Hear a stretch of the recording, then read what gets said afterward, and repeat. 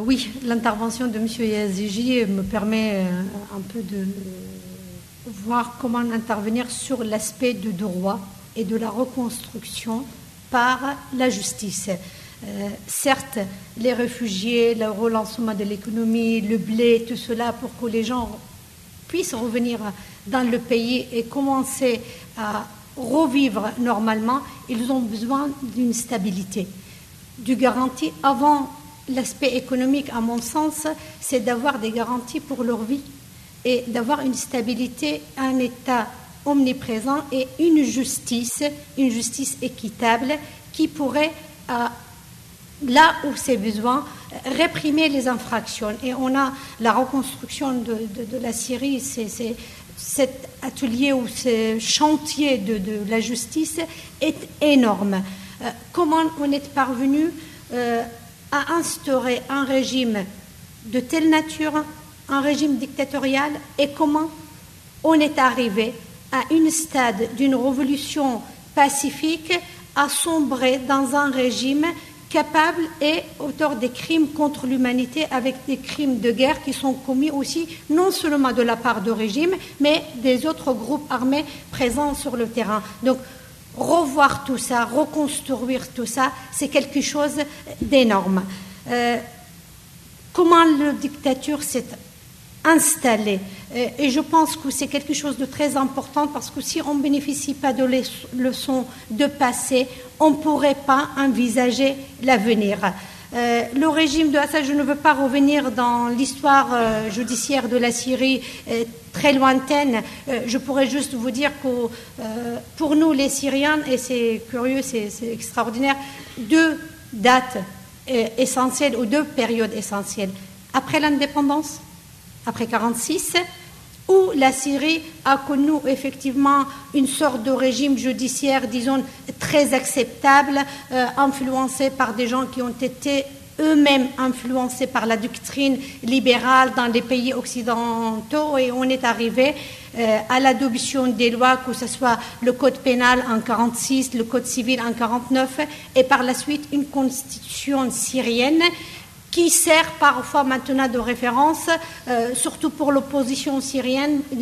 J'ai beaucoup des amis juristes qui estiment que cette constitution pourrait aujourd'hui encore nous servir. Personnellement, je ne suis pas d'accord avec cette vision, parce que la Constitution de 1950, quel que soit son degré de progrès par rapport à la Constitution adoptée par le parti Baas en 1973, c'est une Constitution ancienne.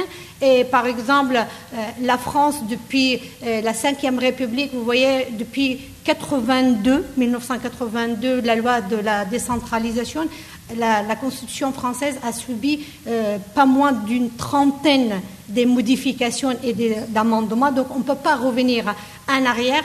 Pourquoi j'insiste là-dessus également? Parce que vous voyez, la Constitution de 1950 était tout à fait éloignée de l'influence de la Déclaration universelle des droits de l'homme, des pactes internationaux concernant les droits civils et économiques et sociaux et politiques, et également tout le développement doctrinal et jurisprudentiel dans le domaine des droits de l'homme. Donc, le droit a progressé depuis énormément, et on ne peut pas faire donc marche arrière. Ce qu'il nous faudra, c'est une constitution adaptée à la situation actuelle. Donc, une première période allant de l'indépendance 46-47 jusqu'à l'instauration du régime de Baas, il y a eu une période transitoire très courte, c'est l'unité entre la Syrie et l'Égypte. Il y a eu quand même pas mal de lois horribles pendant cette période, contrairement à ce qu'on pourrait penser. C'est le panarabisme qui a été instauré, pour ne pas dire le chauvinisme arabe. La loi d'exception qui a été adoptée par la suite par le régime de Baas a été justement édictée en 1962, avant l'arrivée du régime de Baas.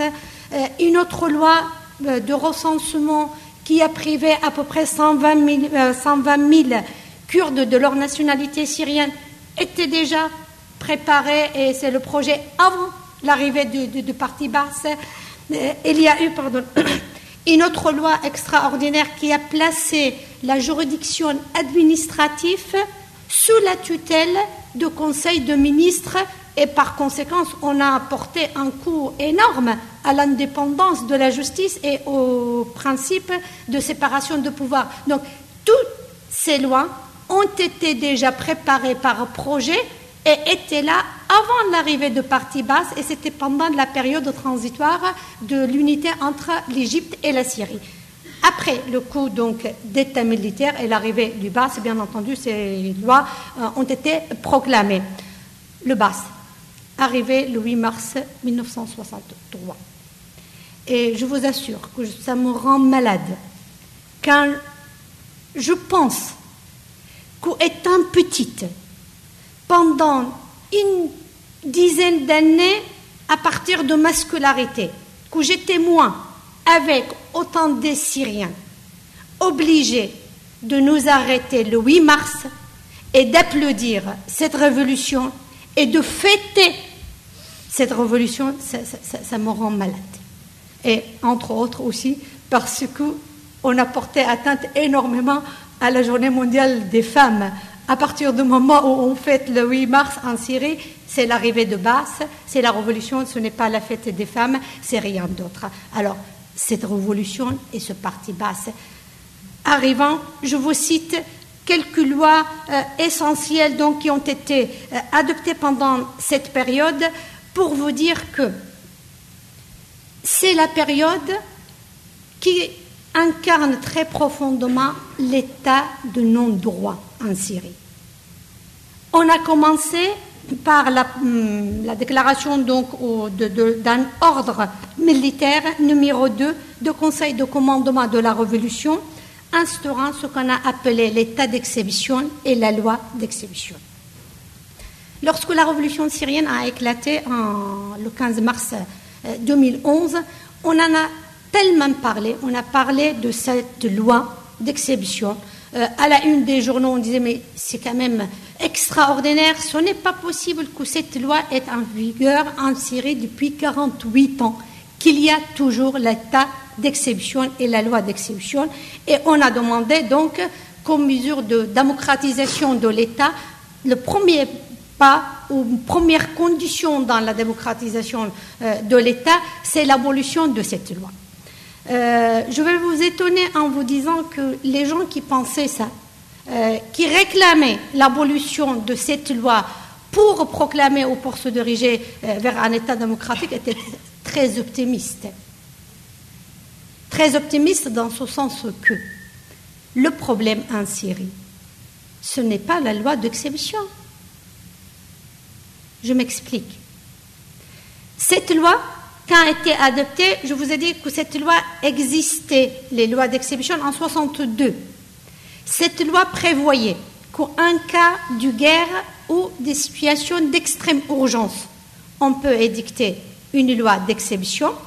Cette loi sera proclamée par le Conseil de ministres, présidé par le président de la République, et qui sera fournie ou donnée à la première examinée, délivrée à la vote de l'Assemblée parlementaire au Parlement à la première session qui se conclut après donc le décret du Conseil de ministres. Or, cette loi, pendant 48 ans, était toujours valable et applicable en Syrie, alors que ce n'est pas le Conseil de ministres, ce n'est pas par décret le Conseil de ministres a été proclamé, mais par le commandement de la Révolution. Et cette loi n'a jamais été présentée à une vote du Parlement. Donc cette loi était hors la loi. Et par conséquent, on était dans un état d'hors la loi. Deuxième exemple, dans cette même loi d'exception, il y avait l'article 13 qui prévoyait l'arrestation ou la mise en garde à vue d'une personne qui commet des infractions qui ne sont pas prévues par cette loi d'exception et que la durée de la garde à vue, je parle de la garde à vue quand même, de 6 mois. C'est énorme, oui, mais ce n'est pas ça qui fait réagir. Qu'on a une durée légale de garde à vue de 6 mois, je pourrais encore l'accepter, alors que je vous dis, en France, c'est 24 heures. Hein. Et si on va le prolonger, on a besoin de passer par le procureur de la République. un juge qui doit ordonner la prolongation de la garde à vue. Mais entre 24 heures et 6 mois, j'aurais pu également accepter les 6 mois. Pourquoi? Parce qu'à partir du moment où c'est le principe de l'égalité, à savoir, c'est une mesure qui est prévue par la loi et est applicable. Ça veut dire l'individu, avant de commettre une infraction, il sait très bien que la loi le punit de 6 mois de garde à vue. Par conséquent, c'est à vous de choisir, vous faites ou vous ne faites pas. Or, cette loi de 6 mois de garde à vue, et par la suite avec l'obligation, bien entendu, de présenter la personne devant un tribunal, n'a jamais été respectée.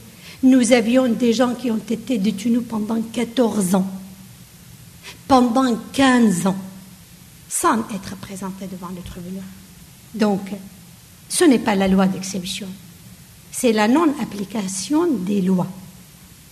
On a commencé comme ça, et par la suite, toute une série des lois qui ont été édictées en Syrie.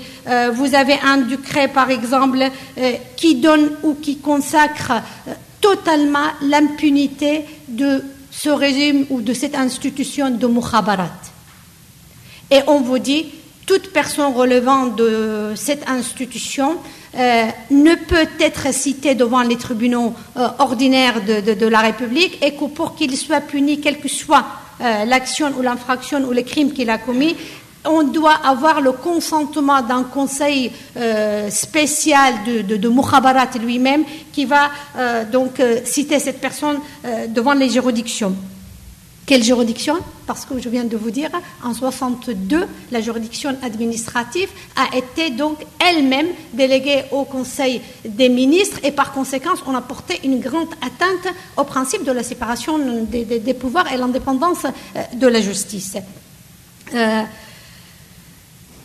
On est passé de plusieurs lois donc en Syrie, des lois d'exception l'une après l'autre. Je vous ai parlé de l'instauration de ce régime ou de cette institution de mukhabarat.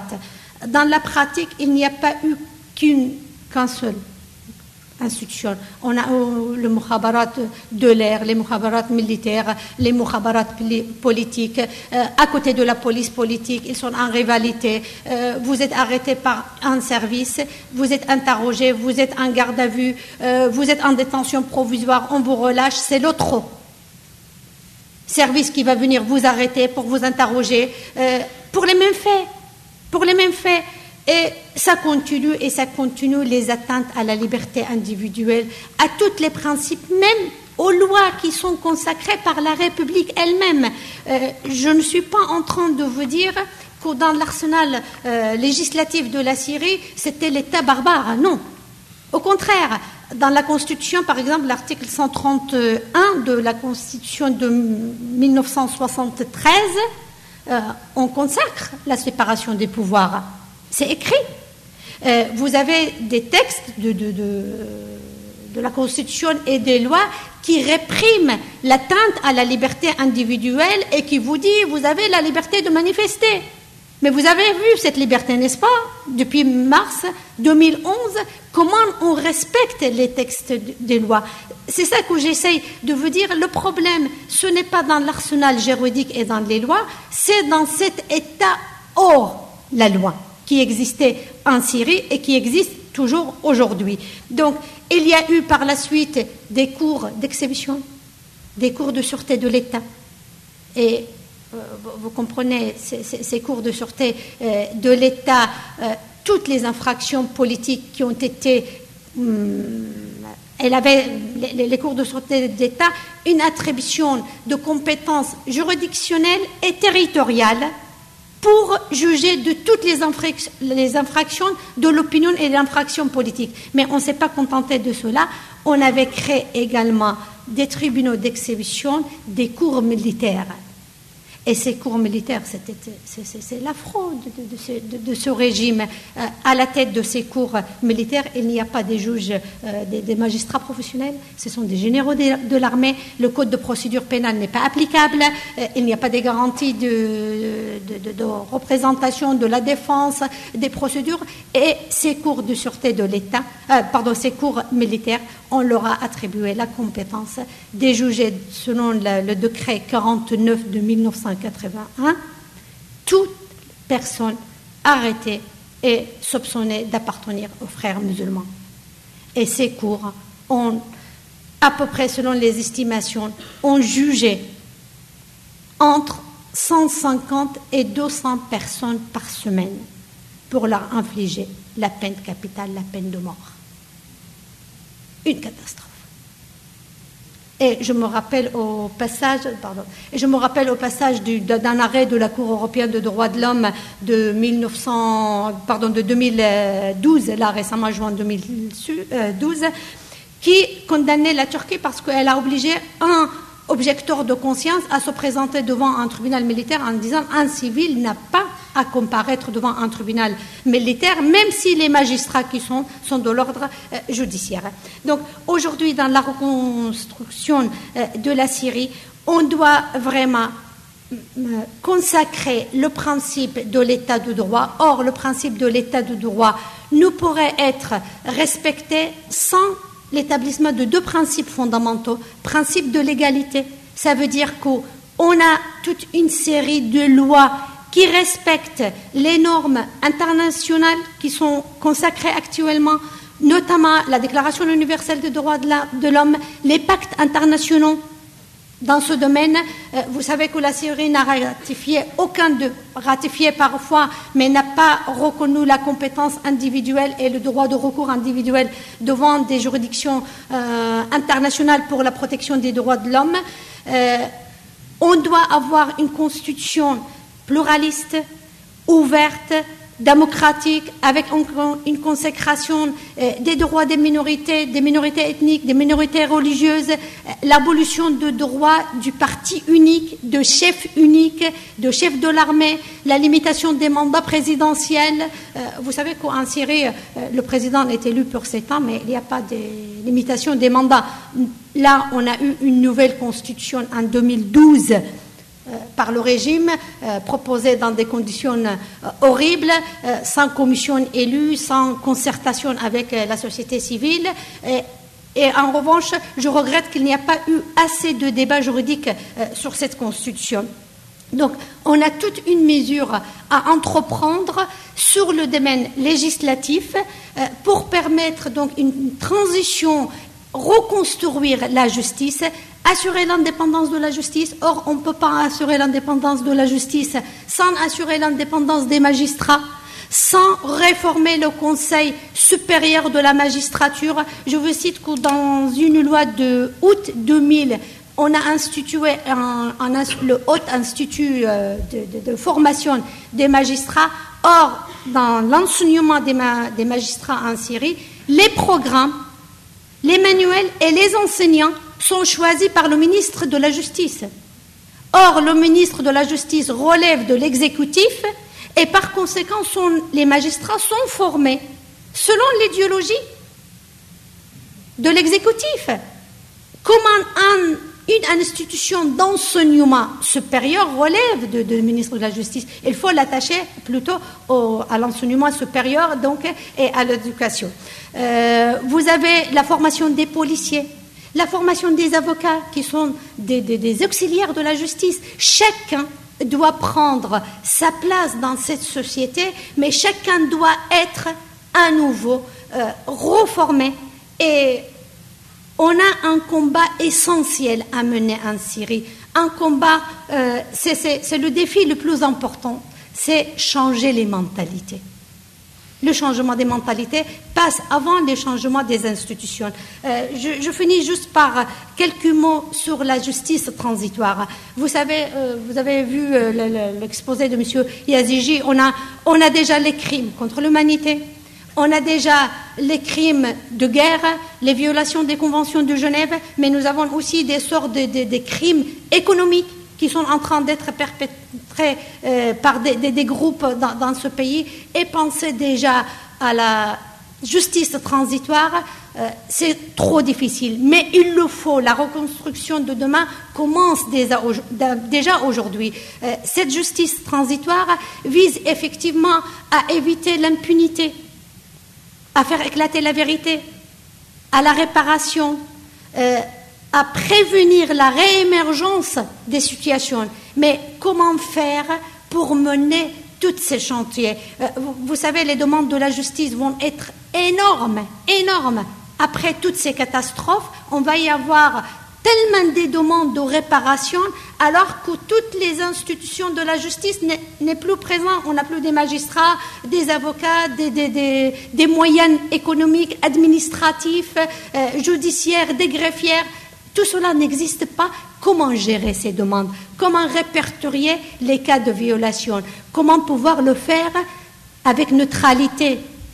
Et moi, je pense que l'opposition syrienne ne met pas assez l'accent sur les violations commises par les autres groupes et par l'opposition. Il faut oser le dire, et c'est ça que je dis. Pour profiter de leçons de passé, il faut qu'on fasse un travail sur nous-mêmes, avec nos mentalités. On ne peut pas dire que le régime est capable et responsable du tout. Bien entendu, la grande responsabilité, 90% de la responsabilité incombe au régime, mais on ne peut pas fermer les yeux sur les autres également. Tout doit passer par cette justice transitionnelle qui doit être établie selon les normes internationales. Nous avons énormément de normes qui régissent cette matière, mais encore une fois, la reconstruction de la Syrie passe aussi par une rééducation de nous-mêmes. Je m'excuse de le répéter à plusieurs reprises, mais c'est parce que ce régime qui était incarné pendant 50 ans n'a fait qu'un lavage de cerveau. Et nous subissons toujours ce lavage de cerveau. Nous avons besoin d'être rééduqués et réapprendre petit à petit la démocratie. Merci.